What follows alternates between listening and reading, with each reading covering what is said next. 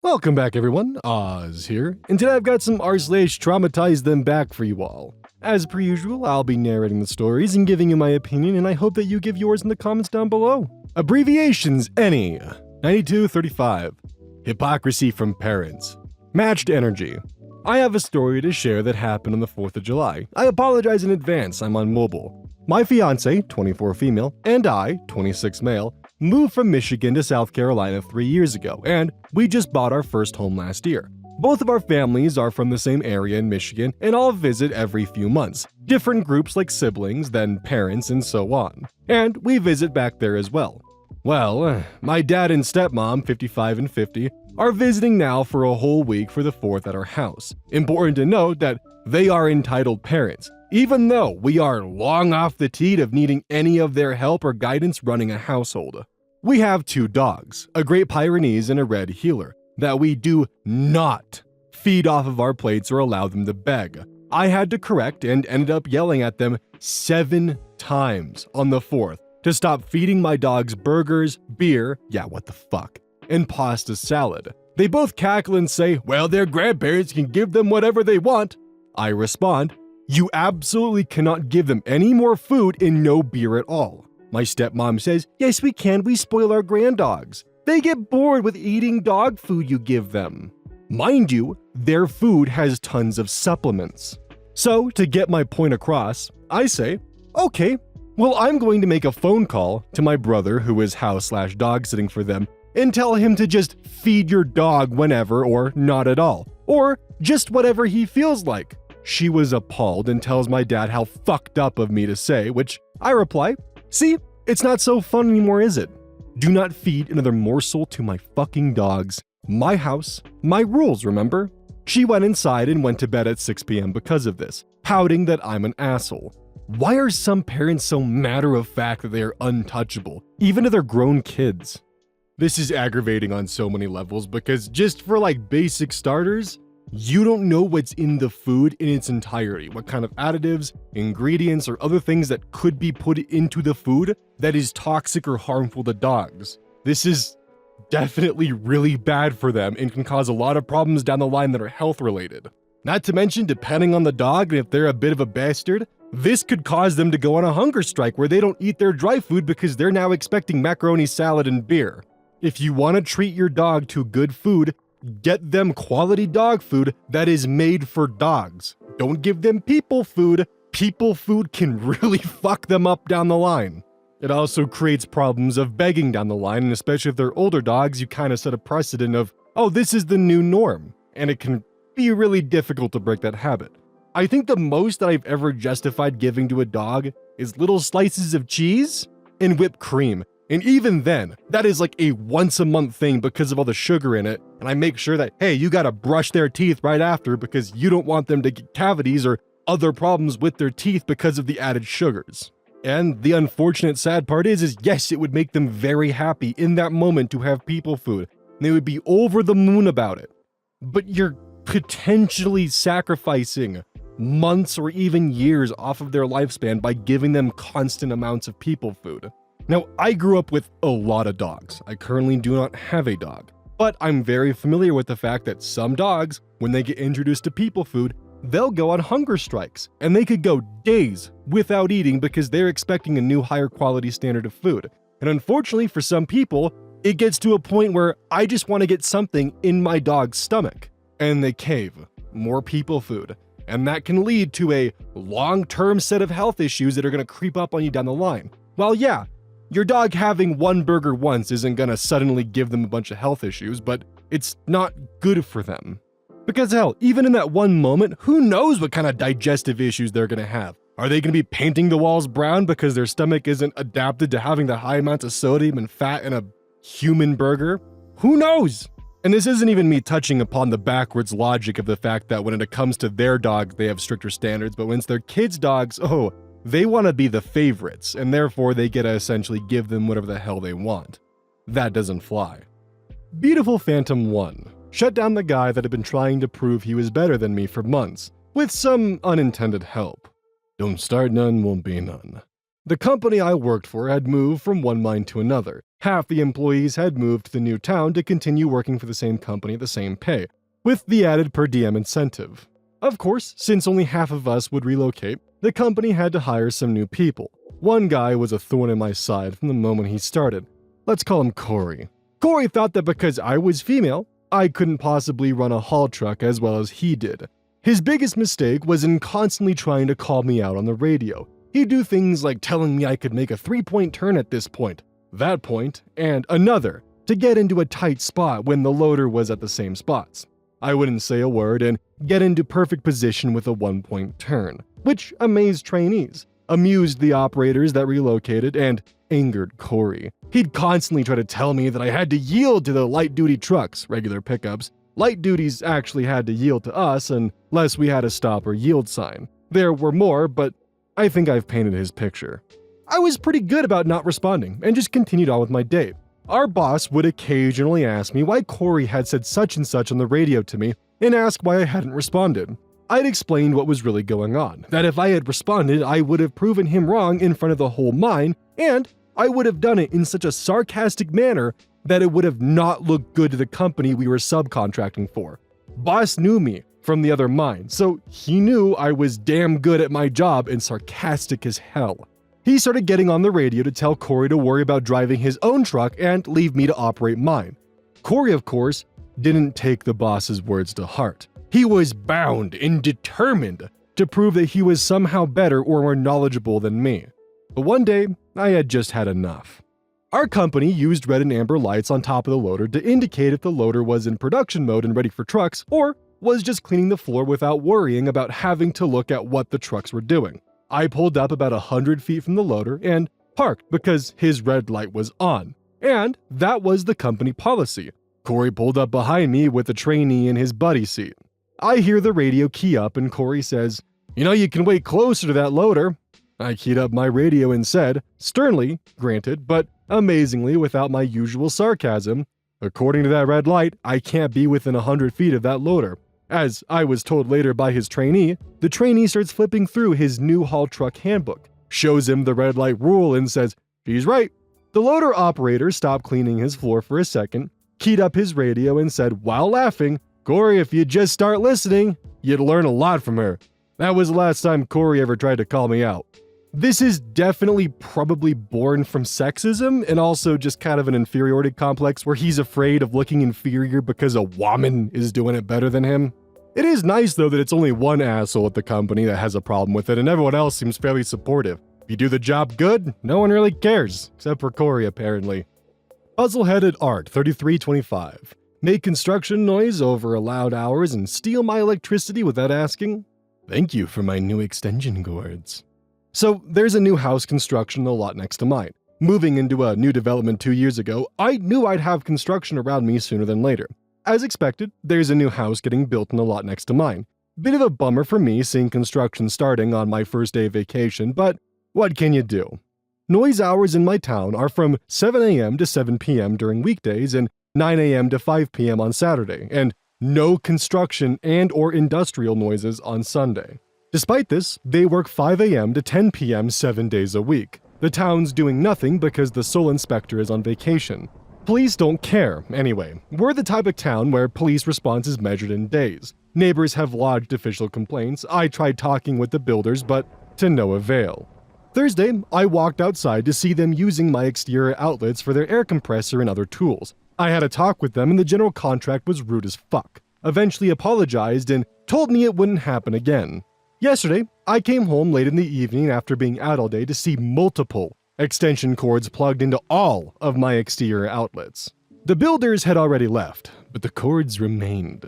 I turned off the breakers, I should have thought about it sooner to be honest, and took the extension cords to my parents' place. 5 very nice, 100-foot exterior grade 12-gauge cords. Dad kept 2, my brother took 2 home today, and the last one I'm giving it to a friend who could use a better one. This morning, at 6 a.m., the builders came knocking for their cords. I don't know, bro, I haven't seen them. Anyway, you're not supposed to use my bower, didn't the general contractor tell you? Cue whining and complaining. Front door neighbor came in clutch and started berating them for bothering me and leaving their tools outside. Are they stupid or what? Don't they know we have copper thieves around here? So they waited until 9 a.m. until the town's only hardware store opened and bought new extension cords. For what? I don't know, because my breakers are still turned off and will remain so as long as construction is ongoing. They came back with new cords, but no power from my house. So they left, having nothing to do. Today, I spent my time installing new security cameras around the house, just in case. Anyway, been meaning to do it as we do have serious theft issues around here. I would have loved to see the reaction of them plugging in and finding no power after, the breakers had been turned off. Because what are they gonna do? Knock on the door and be like, hey, could you please turn your power back on so we could use our tools on your outlets for free? Thanks. But instead, they went home because they couldn't do any work. But why would... I'm so confused as to why they didn't just bring like a battery set or some kind of way to be able to perform work without tapping into like the neighbor's electricity. What if they were building the first house in the lot and there was no electricity to steal from? What were they gonna do then? They kind of got in the habit of relying off of him for his power and, well, lost the extension cords. Didn't you know there's copper thieves in the area? But in all seriousness, this is what HOAs are supposed to be for, is to prevent shit like this from happening. This is what HOAs are supposed to do, not harass neighbors for bullshit reasons because hee hee ha ha, your lawn gnomes don't have the right hat color. Instead, the HOA is supposed to serve you, the homeowner, which is why you pay HOA fees because they're supposed to do stuff that's supposed to help you out. I'm guessing this neighborhood probably doesn't have a proper HOA in order, which is why he couldn't go to them, but this is what an HOA is for. And it sucks that so many HOAs now have people in the seats where their entire life is based around making other people miserable. Also, OP, I got a recommendation for you. Check your driveway for nails. Seriously. Felicia Dickaso. I have no idea if I said that right, and oh boy. So, why would you do that to my wife? Matched energy. So a few years ago, my hubby, 39 male, and I, 45 female, went bar hopping in our town. We ended up at a small bar and ran into one of my husband's brother's friends. We were all in the back patio area, standing around and talking to the group. We did introductions because it was my first time meeting everyone. At this point, everyone knew I was married, etc. While we were talking, my husband was standing across from me and we were still talking to the group in sort of a circle, when all of a sudden, I felt hands on my back, giving me a back rub. Full on squeeze the shoulders back rub. I kind of froze, but gave my husband bug eyes, trying to tactfully tell him something was wrong. He gave me a funny look because he wasn't quite sure what was wrong. Then the guy stopped rubbing my shoulders and walked away. My husband walked over to me and asked what was wrong. I told him exactly what happened. He responded, well, let me go do that to him. So he walked up behind the guy who was about 10 feet away from me, with his back to us, and my hubby started rubbing his back. And asked him, this is kind of weird, isn't it? The guy said, yeah. And hubby said, I bet you don't like it, huh? The guy responded, no. Then my husband yelled, then why the fuck would you do that to my wife? I think the guy was so drunk he didn't even realize whose back he was rubbing. Not an excuse. He acted completely shocked and scared. After a bit of verbal scuffle with the group, the guy was sent home by security and they asked us to leave out the front. This reaction by my husband was the best though. He could have punched him, but this was so much better. I still laugh about it to this day. Honestly, this is probably the perfect way to deal with this. No violence, just uncomfortable, and the guy was probably drunk and just out of his mind, and this is definitely the way to deal with it, because chances are the adrenaline will make him remember this. I do wonder what this scuffle that they mentioned would entail, because it had to have been something for all parties to be removed from the bar, but I don't know. This one's posted by Wasabi, but spelled with a 4, a 1, and an underscore. No Christmas presents? Well, let me embarrass you in front of everyone. Now everyone knows. It's a fun little story of when I was a child. My father always was neglecting and thought about his kids, including me, as trophies, but never bothered taking care of them, even if he was a teacher and, therefore, pretty loaded with money. That he spends for himself, of course. Okay, just like quick context because I had to look at this because already in America that is certainly not the case. He's not a teacher, he's a professor, and they're in France, so it's a bit of a different circumstance. It was Christmas and he invited a bunch of family members. Us kids, my little brother and my 2 stepsisters, were excited, obviously since it's Christmas. But once midnight came, everyone but my brother and I got presents. Not because we were naughty kids, but because our father didn't bother buying something. We ended up talking about it to a family member, and that person told our father. Of course, my dad started yelling at me. I'm the oldest sibling. And then he said, "It's because you didn't give me anything for my birthday." In my 9-year-old child mind, something tickled. My father is born in December, and I'm born in November, by the way. I said in an innocent voice in front of everyone, "But Dad, you didn't give me any presents for my birthday either. You didn't even wish me a happy birthday."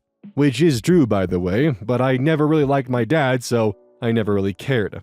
He was so embarrassed that every family member, even distant ones, got to hear that he didn't even remember his own child's birthday. Still today, my stepmother still remembers that story, and I'm very proud of my childhood self for responding like that. Who the hell looks at their 9-year-old child and is like, "You didn't get me anything for my birthday, so I'm not getting you Christmas presents"? Like, I'm not crazy, and that's really weird, right? That a father is, like, expecting, like, his children to get him, like, a birthday present. I mean, I don't know what a 9-year-old can get him besides, like, a handmade craft, and even in that case, is that really something you're gonna take away both their birthday presents and their Christmas presents for? Originally, I thought, hey, maybe it's because he's on a teacher's salary, so he's not able to get Christmas presents for them, but him ranting and raving with the fact that, he didn't give them presents because he didn't get anything for his birthday, and the fact that they're not American, he's a professor in a French university. I don't know, man. Honestly, my main takeaway from this is it turns out that teachers who teach in other countries are actually paid a fair wage and not pretty much sentenced to economic poverty. Silver Syndicate. I'd like to personally introduce you to the man you married. Nuclear revenge. Buddy of mine said I should share my story of what happened before I went no contact with my father, stepmother, and the entire father's side of my family, including siblings. So I figured, why not? I will say this fits under multiple tags, but nuclear revenge is extremely fitting. My genetic father was an abuser from hell. I always called him the Disney dad stereotype because he portrayed himself as this amazing person out in public, and then would turn into a monster the moment we were behind closed doors. Every once in a while, he'd show his true colors by demeaning my mother around family or laying his hands on me in public. However, all throughout my childhood and during the hellscape of a divorce, nobody believed what happened to my mother and I because nobody ever saw it. It also doesn't help that he was a master narcissist and knew how to manipulate the system. If you lived with him, there was a very strict line that you had to follow. Otherwise, you were accosted, threatened, tracked, made to live in absolute fear because he would not only hurt you, but he would make others believe that you were crazy to drive them away, leaving you with no one to turn to, sometimes by making them afraid of you, and if they were kids, he'd make them fear him, and then acted confused when the children didn't come around anymore. I can't tell you how many times he would purposely scream in front of my friends to drive them out of the house, or tell lies to family about my mother and I so they either wouldn't talk to us or judge us for things that never happened. I remember that if I cried, I was a dramatic child. If I got angry, I was a manipulative little bitch with anger issues. We could never be right, and we're never allowed to speak about what happened to us. If it wasn't the perfect family with a white picket fence, it wasn't good enough for him, and he would correct it. Apologies to cut this off here, but mild content warning ahead for sexual assault and sexual violence. He even threatened to force himself on my mother and would watch me undress through a cutout in my bedroom door. In addition, he was cheating on my mother with at least 5 different women. Sometimes I wish he would just beat the hell out of me or me. Just something. Anything that I could use as proof to get his ass busted for abuse and neglect. However, although he assaulted us in many ways, he never left marks, so there was never anything to show or prove. Even in court, I wasn't given a voice because my father had lied and said that my mother had been alienating me against him. Even though I was the one in heavy therapy for the abuse, I was denied literally everything on the grounds of alienation alone. The system failed me at every turn. During the divorce, my father was constantly tracking my mother and I, physically or over social media. It didn't matter. Then, after I'd finally thought it was over as the first case was settled and I was living with my mother, I opened up to a friend on Facebook about what happened for the very first time, and my father used that conversation to bring my mother back to court. He would do things to hurt me knowing it hurt my mother, and would rack up court and group therapy costs to leave my mother and I literally surviving off of canned food in thrift stores because every family member believed that we were the bad guys thanks to my father's lies. Even my own brother took his side and abandoned me. While my mother and I fought for scraps, he was living in a large home, remarried to his sugar mommy in less than a year, and only offering me help if I promised to spend time with him. For 18 years, I was quiet and played his game. However, if he taught me anything in my life, it was how to stalk and gather information. If I couldn't have a voice as a child, I sure as hell was going to start screaming as an adult. The one good thing about the divorce was the therapy, because they suggested that both my father and I write down everything that had stuck with us throughout our lives and who affected them. Because of this, I got a much more disturbing look into my father's life. I found his diary at one point and stole it. Along with that, I also took the book of his contacts he kept for the people he cheated on his spouses with, and broke into my mother's safe to find all the divorce documents. I'd also found documents regarding him lying about his degree to get his then current job. I held that information and only added to it for years. The few of many things I learned from all this private information was A. My father had fantasies. B. My father had incestuous feelings towards his mother, my grandmother. C. He'd forged documentation to prevent me from getting an attorney during the divorce. D. He was now cheating on my stepmother.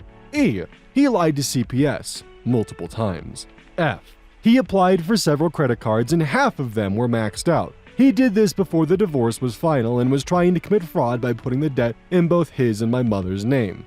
G. No one in my family knew the truth about him, and my stepmother married him believing it was actually my genetic mother who was cheating. Just more lies. By the time I was 18, I had gathered about 200 pages worth of deplorable behavior, including my own personal audio recordings of the abuse. Along with this, I also had all the contacts of every single family member who turned their backs on my mother and I, along with his boss's contact information. So, what did I do when I became an adult and was no longer legally gagged and forced to be around my father? I put everything into a file and sent a mass group text. You all claim to not know what happened, but you never asked. If you would have just listened for 1 second, you would have known the extent of the abuse inflicted upon myself and my mother. You all turned your backs on a starving, abused, neglected child while holding the hand of the man who caused it. You all ignored the pleas of a single mother escaping from an abusive relationship, and instead listened to the lies of the abuser. You're still doing it, so I'm going to show you all what happened from my side for a change, and after that, I pray to never see your faces again. Families are supposed to be there to love and support. You're not my family. You're just a group of people I gave too much credit to. And to you, my stepmother, the woman who sat in court against my mom while never even bothering to sit at a table for dinner with your own stepchild, I'd like to personally introduce you to the man you married. After that, I sent a mass email to everyone, including his boss, the documents of him lying for his job application, then deleted and blocked every single contact after I was sure they received it. Unfortunately, I don't have some grand conclusion to this because I never knew their response, and honestly, didn't care to. I'm doing well now, and have a stepfather who treats my mother right, so overall, we're okay. Took a lot of years of self-improvement, but I'm still moving forward. I was quiet for years, and all I can hope is that when I finally was able to speak up, that I caused enough chaos to put a dent in my genetic father's perfect life. All I wanted was to tell the truth, and in the end, that's all I really did. But it felt amazing to get everything off my chest and have the ability to put that chapter behind me for good. This one hit a bit too close to home, not because I had parents who fell into this category, but if you're familiar with my past, yeah, this kind of shit is almost impossible to escape without destroying your own life in the process, and I'm happy they were able to escape it, and I'm firmly on my way to attempting to escape my own, and oh my god. This one was a bit rough, and unfortunately for me, I was on both sides of the coin. I was both a person who was wrapped in the web and actively perpetrating the pain, while also eventually becoming one of the people who were being snipped out of it and controlled, and watched the very web that I was once a part of turn against me. And thankfully, a lot of the people who I did hurt while being a part of that web accepted my apology, and a lot of us have moved forward in life, and we have once again become close friends, and I'm going to be forever thankful for that. And as for this story, I can only hope the father rots, honestly.